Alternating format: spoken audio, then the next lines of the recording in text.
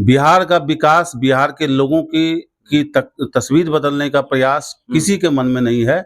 और प्रशांत किशोर की बातों में मुझे ऐसा लगा कि बिहार को बदलने की सोच उनमें है, तो मैं उनके साथ जुड़ा।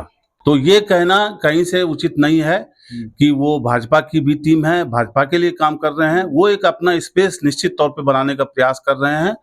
बिहार की राजनीति में इन दोनों गठबंधनों के इतर राजद और भाजपा के से अलग एक अपना नया राजनीतिक स्पेस बनाने का प्रयास कर रहे हैं। और हमें लगता है कि लोकतंत्र है, वो ऐसा कोई करता है तो कोई इसमें बुराई नहीं।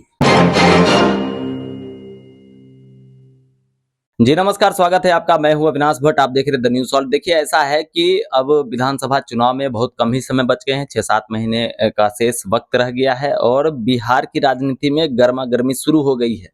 आप यही समझिए कि नए नए दल निकलकर सामने आ रहे हैं, नए नए लोग आ रहे हैं, नई नई आइडियोलॉजी आ रही है और तमाम लोग जो है अपने आप को सुपीरियर जताने की कोशिश कर रहे हैं बिहार की जनता के सामने।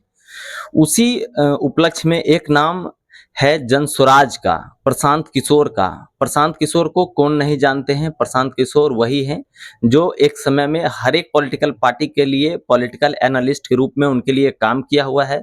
उनकी एक पर्सनल कंपनी है जिनमें बहुत सारे लोग काम करते हैं और वो जो है इन्हीं पॉलिटिकल कामों को अंजाम देते हैं, मतलब लोगों को चुनाव लड़ाते हैं, लोगों को चुनाव जितवाते हैं। खैर, अब बिहार में वो खुद अपनी पार्टी ला रहे हैं, कई महीनों से वो पदयात्रा कर रहे हैं और जनता को बता रहे हैं कि जनसुराज को लाने से क्या कुछ फायदा है। उन्हीं के एक प्रतिनिधि हमारे साथ जुड़े हुए हैं, बेगूसराय से हैं, अजय जी हमारे साथ हैं। कभी पहले मेडिकल रिप्रेजेंटेटिव का काम करते थे, मेडिकल रिप्रेजेंटेटिव के यूनियन का प्रतिनिधित्व करते थे, सीपीआई मानसिकता के लोग थे और आज न जाने क्या हो गया है कि जनसुराज में जुड़ गए हैं और अभी हर एक जगह इनको प्रशांत किशोर ही दिख रहा है। कैसे हैं अजय दा, क्या हाल चाल है? मैं अच्छा हूँ। सबसे पहले आपका धन्यवाद और आपके टीएनएच चैनल का भी आभार कि आपने हमें उस लायक समझा कि आप हमसे बात करने आए। मतलब क्या मजबूरी हुई आपकी कि आप जो है एक लंबे समय से किसी विचारधारा के साथ चल रहे थे और अचानक उसको छोड़कर जो है आप जनसुराज के साथ हो गए, प्रशांत किशोर के साथ हो गए? क्या मोटिव है आने वाले समय के लिए? देखिए, सबसे बड़ी बात जो है, जितने भी राजनीतिक दल अभी हैं बिहार में, चाहे वो भाजपा हो, राजद हो या उसके साथ के घटक दल हो, सभी राजनीति कर रहे हैं और वो सभी राजनीति कुछ एमएलए और एमपी जीतने की राजनीति कर रहे हैं। बिहार का विकास, बिहार के लोगों की तस्वीर बदलने का प्रयास किसी के मन में नहीं है।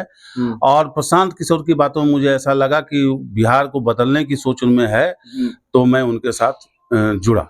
है प्रशांत किशोर विधायक नहीं बनाना चाहते हैं अपना, वो अपनी भी सरकार नहीं बनाना चाहते हैं? बिल्कुल, वो जो कह रहे हैं कि हम व्यवस्था परिवर्तन करेंगे, जो वर्तमान में, चूंकि जैसा हमने बताया कि 15 साल लालू जी की, राबड़ी जी की सरकार रही और पिछले 20 वर्षों से, लगभग 20 वर्ष पूरा होने को है, भाजपा, जदयू, कांग्रेस, लेफ्ट, सभी घटक दल 3 साल में महागठबंधन के साथ नीतीश जी रहे और बाकी के समय में भाजपा के साथ वो रहे। तो इस दौरान जो आंकड़े कहते हैं कि विकास के पैमाने पे, हर एक पैमाने पे बिहार अभी भी पिछड़ा है और उसको वो बदलने की बात करते हैं।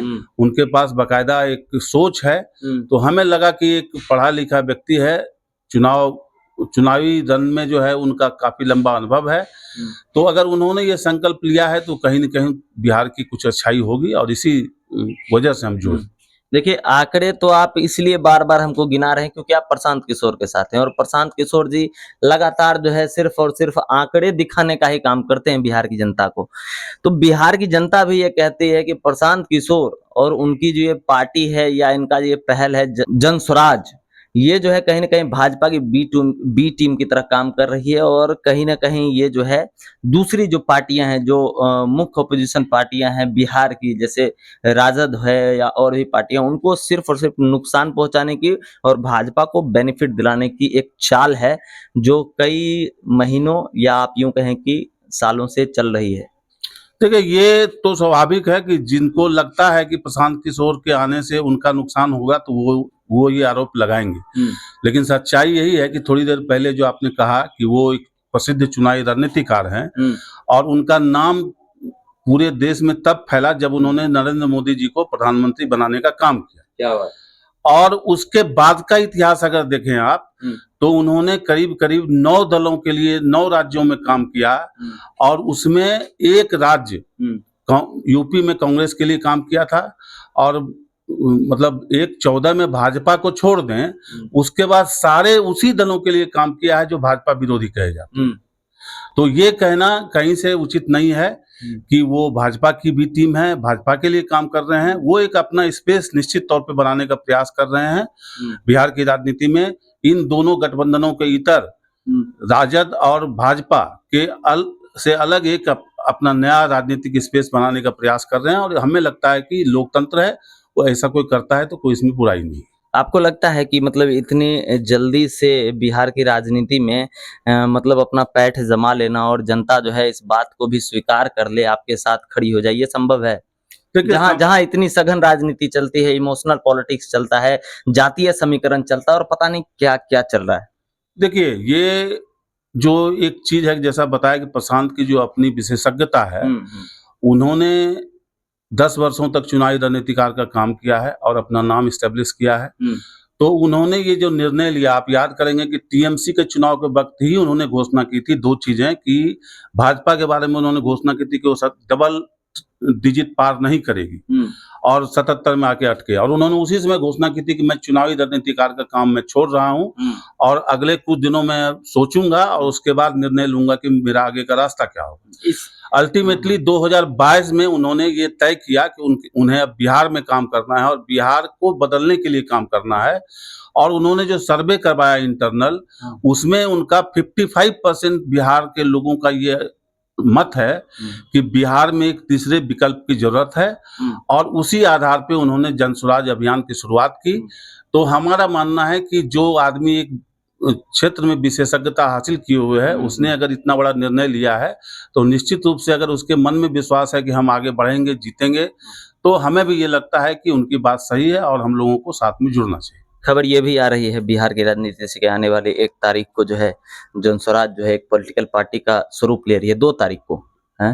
तो आप लोग अपने आप को कहाँ देखते हैं पार्टी में? देखिए, हम तो एक पहले भी जिस दल में थे उसके कार्यकर्ता ही थे हम, और इस दल में भी एक कार्यकर्ता की हैसियत से अपना योगदान दे रहे हैं। तो हमेशा कार्यकर्ता ही रहेंगे, कभी प्रतिनिधि बनने का नहीं सोचते हैं आप लोग? बिल्कुल, अगर ये ऐसा हम स्पेस बना पाए, प्रशांत किशोर ये बार बार कहते हैं कि जिसको जिसकी क्षमता है उससे आप एक कड़ी नीचे के सोचिए। अगर आपको लगता है कि एमएलए हम बन सकते हैं, तो आप जिला परिषद से शुरुआत करें। अच्छा। तो हमारा कोई चुनावी अनुभव है नहीं, तो हम अभी ये सोच नहीं सकते हैं कि हम सीधे एमएलए का चुनाव लड़ लेंगे, एमपी का चुनाव लड़ लेंगे। अभी दल के लिए काम कर रहे हैं। अगर दल समझेगी, हमारे सदस्य अगर समझेंगे कि अजय कुमार भी इस लायक है, तो निश्चित तौर पर हम आगे बढ़ के अपना वो झंडा पकड़ेंगे। क्या बात है। अभी किस पद पे हैं आप जन स्वराज? अभी मैं जिला जन स्वराज का मुख्य प्रवक्ता हूँ बेगूसराय का। अच्छा। और सोशल मीडिया की टीम से मैं जुड़ा हुआ हूँ। अभी मेरी इतनी ही जिम्मेवारी है। चलिए, बहुत बहुत धन्यवाद अजय जी बात करने के लिए। धन्यवाद आपका, टीएनएच का भी धन्यवाद। आप सुन रहे थे अजय देखो, जो लगातार मैंने बताया है इनके बारे में। अभी ये जन स्वराज के साथ हैं और मुख्य प्रवक्ता के रूप में अपना पक्ष रख रहे हैं।